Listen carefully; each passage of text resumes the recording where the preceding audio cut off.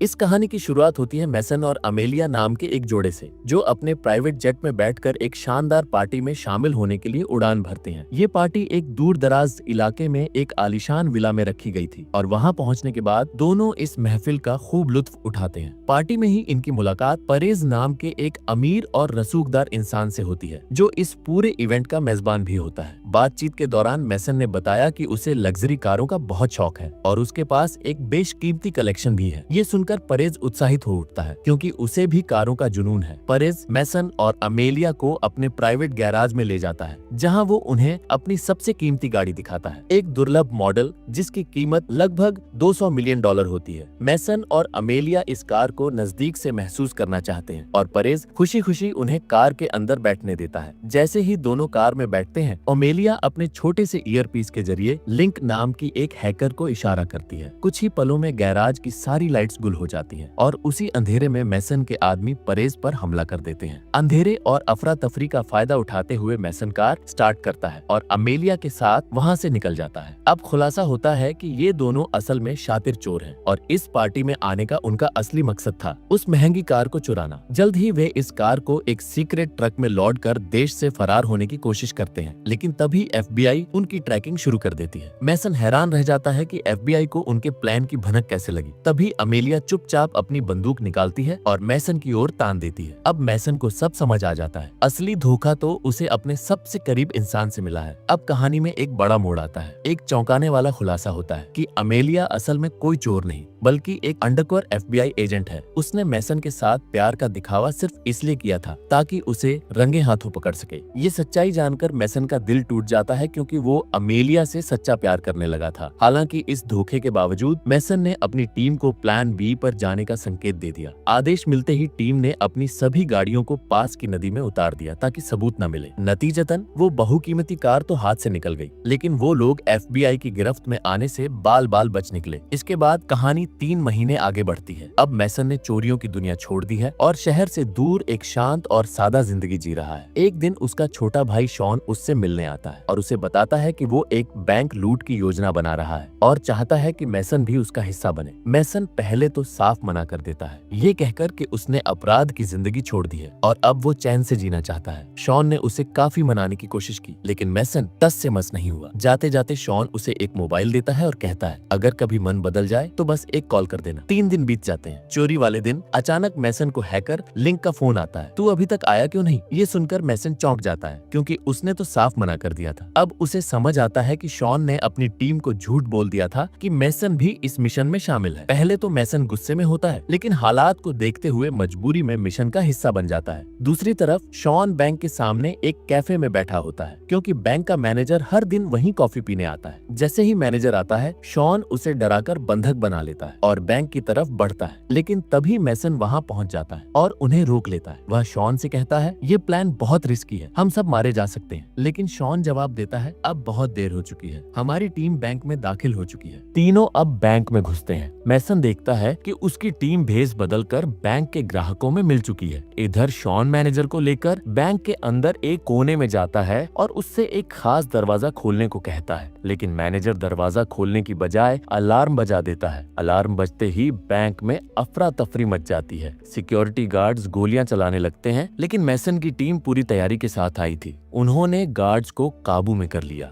और बैंक के सभी लोगों को बंधक बना लिया। अब मैसन शॉन से पूछता है, तुम्हारा असली मकसद क्या है? शॉन जवाब देता है, हमें एक लॉकर चाहिए जो इसाबेल फैरो नाम की औरत के नाम है। उसमें एक हार्ड ड्राइव है जिसमें करोड़ों डॉलर की क्रिप्टो करेंसी छिपी हुई है। अब जब मैसन मैनेजर को लेकर बैंक के वॉल्ट तक पहुंचा तो उसने उससे लॉकर खोलने को कहा, लेकिन यहाँ एक नई मुश्किल सामने आई। लॉकर को खोलने के लिए 2 चाबियों की जरूरत थी। एक चाबी मैनेजर के पास थी और दूसरी उस औरत के पास जिसे वो लॉकर असाइन किया गया था, यानी इसाबेल फैरो। जब तक दोनों चाबियां एक साथ इस्तेमाल नहीं होती तब तक लॉकर नहीं खुल सकता। मैसन को जैसे ही ये बात समझ आई, उसके होश उड़ गए, क्योंकि शॉन को दूसरी चाबी के बारे में कोई जानकारी नहीं थी। उसने बिना पूरी तैयारी किए ही अपनी गैंग को बैंक में घुसेड़ दिया था। ये जानकर मैसन शॉन पर बुरी तरह भड़क गया। अब कोई और रास्ता न देख उसने लिंक को आदेश दिया कि लॉकर की सिक्योरिटी को हैक करके उसे खोलने की कोशिश करे, लिंक ने अपनी हैकिंग स्किल्स का कमाल दिखाया और कुछ ही मिनटों में लॉक को बाईपास कर दिया। जब लॉकर खुला तो सबकी नजरें अंदर के सामान पर थीं, लेकिन लॉकर में हार्ड ड्राइव तो दूर, कोई कीमती चीज भी नहीं थी। लॉकर में बस एक नकली बॉक्स था। मैनेजर ठहाका मारते हुए बोला, ये तो बस एक डमी है, असली बॉक्स कहाँ है? ये तो मुझे भी नहीं मालूम। ये सुनते ही मैसन का गुस्सा 7वें आसमान पर पहुंच गया और उसने शॉ की गलत प्लानिंग के लिए उसे खूब खरी खोटी सुनाई। उधर बैंक के बाहर FBI की भारी भरकम टीम जमा हो चुकी थी, जिसकी अगुवाई कोई और नहीं बल्कि मैसन की एक्स गर्लफ्रेंड अमेलिया कर रही थी। अब अमेलिया ने बैंक के अंदर संपर्क साधा। लिंक ने कोशिश की कि उसे बातों में उलझा दे, लेकिन अमेलिया चालाक थी। उसने सीधे कहा, मुझे मैसन से बात करनी है। मैसन को जैसे ही बताया गया कि अमेलिया लाइन पर है, वो फौरन कंट्रोल रूम की ओर भागा।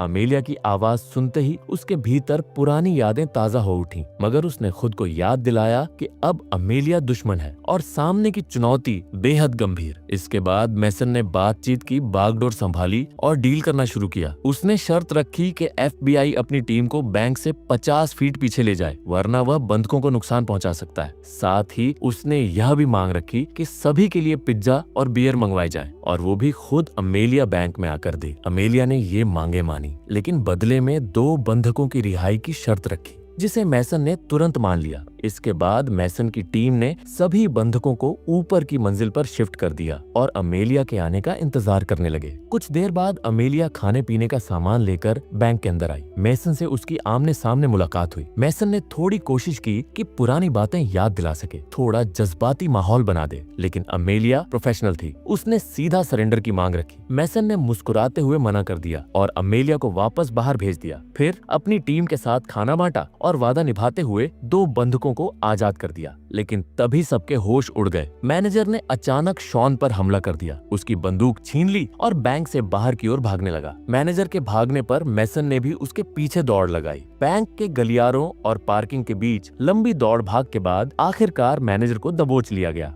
मैसन ने उसे एक सुनसान जगह पर ले जाकर सख्ती से पूछताछ की। थोड़ी देर की सख्त पूछताछ के बाद मैनेजर ने वो राज उगल दिए जो सबके होश उड़ाने के लिए काफी थे। उसने बताया कि जिस लॉकर को वो ढूंढ रहे हैं वो असल में इसाबेल फेरो के नाम पर है, और इसाबेल कोई आम औरत नहीं बल्कि देश के सबसे ताकतवर अंडरवर्ल्ड डॉन एबेल की पत्नी है। साथ ही उसने यह भी खुलासा किया कि उस हार्ड ड्राइव में कुछ बेहद संवेदनशील जानकारी है, ऐसी फाइलें जो देश के सबसे ताकतवर राजनेताओं के घोटालों और गुप्त सौदों से जुड़ी हैं। अगर यह डेटा सार्वजनिक हो गया तो पूरी सरकार हिल सकती है। इतना सब जानने के बाद भी मैसन पीछे हटने को तैयार नहीं था। उसने फैसला किया कि वह उस हार्ड ड्राइव को हर हाल में हासिल करेगा ताकि उसका इस्तेमाल करके सरकार को ब्लैकमेल किया जा सके और वह बैंक से सुरक्षित निकल सके। इसी बीच बैंक के बाहर एक ब्लैक SUV रुकी, जिसमें से उतरा एक रौबदार आदमी। उसका नाम था एलेक्स और वह एबेल का पर्सनल लॉयर था। उसने सीधे अमेलिया से कहा, अगर 1 घंटे के अंदर तुम्हारी टीम ने बैंक के अंदर मौजूद लोगों को काबू में नहीं किया तो US आर्मी अंदर घुसकर सब खत्म कर देगी। अमेलिया इस अजनबी से हैरान थी। उसे समझ ही नहीं आया कि उसे आदेश देने वाला ये कौन था। जब उसने अपने सुपरवाइजर से इस बारे में पूछा तो सच्चाई सामने आई। एलेक्स वाकई एबेल का वकील था और एबेल के हाथ में देश की राजनीतिक बागडोर भी थी। सुपरवाइजर ने अमेलिया को साफ कह दिया,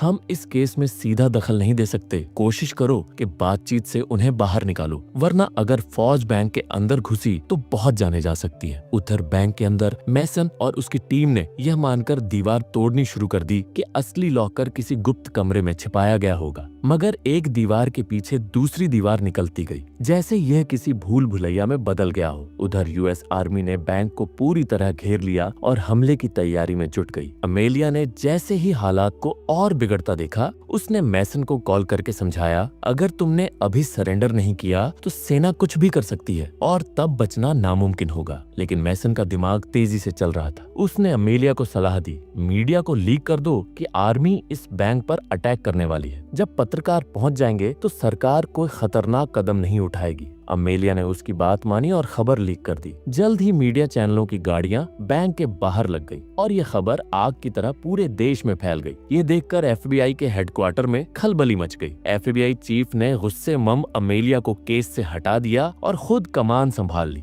उसने सीधा मैसन को फोन करके धमकी दी, 15 मिनट के अंदर सरेंडर करो, नहीं तो हम बैंक में घुसाएंगे। उधर मैसन की टीम को आखिरकार वो सीक्रेट रूम मिल गया जहां इसाबेल फेरो का असली लॉकर मौजूद था। लॉकर ढूंढने के बाद मैसन ने लिंक को कहा, अब इसे खोलो, चाहे जो भी करना पड़े। लिंक ने जल्दी से लॉकर की जांच की और बताया, यह सिस्टम बहुत ही एडवांस है, इसे हैक करने में कम से कम 10 मिनट लगेंगे। अब जबकि यूएस आर्मी के बैंक में घुसने में सिर्फ 8 मिनट बाकी थे, मैसन ने स्थिति को संभालने के लिए एक चाल चली। उसने तय किया कि वह बंधकों को धीरे धीरे छोड़ता जाएगा ताकि लिंक को लॉकर हैक करने का और वक्त मिल सके। जैसे जैसे मिनट बीतते गए, मैसन एक एक कर सभी लोगों को बाहर भेजता गया। अंत में जब मैनेजर को भी छोड़ दिया गया तो उसके बाद मैसन की टीम ने योजना के तहत धीरे धीरे सरेंडर करना शुरू कर दिया। अब तक टीम के बाकी सदस्य बाहर निकल चुके थे, लेकिन मैसन और लिंक अब भी बैंक के अंदर ही थे। यह देखकर एफबीआई के प्रमुख का गुस्सा 7वें आसमान पर पहुंच गया। उसने आर्मी को ऑर्डर दिया कि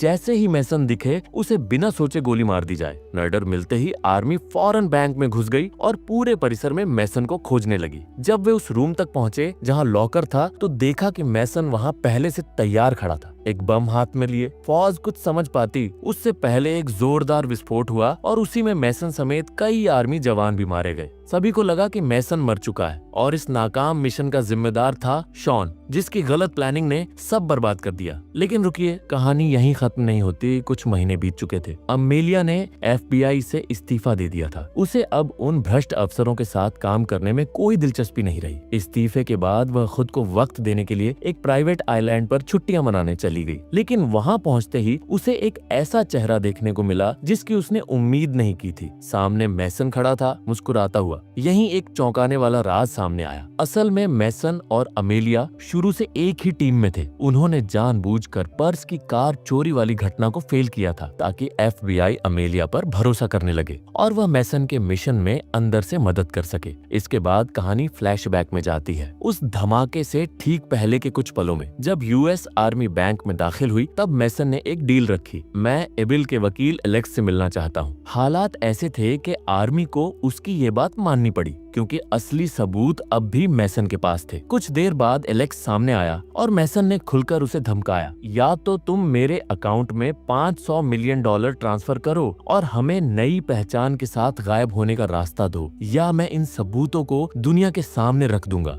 अब जब एबिल की पूरी पोल खुलने वाली थी तो एलेक्स को मजबूरी में मैसन की हर शर्त माननी पड़ी। इसके बाद मैसन और अमेलिया ने मिलकर एक फर्जी विस्फोट की योजना बनाई ताकि पूरी दुनिया यही समझे कि मैसन मर चुका है। वहीं पीछे से वह और अमेलिया एकदम नई पहचान के साथ गायब हो गए। अब वे दोनों एक शांत जिंदगी जी रहे हैं, न कोई चोरी न अपराध, एक नई शुरुआत। अगर आपको ये कहानी पसंद आई हो तो लाइक जरूर करना, चैनल को सब्सक्राइब करें और नीचे कमेंट करके बताओ कि आपको सबसे ज्यादा शॉकिंग मोमेंट कौन सा लगा।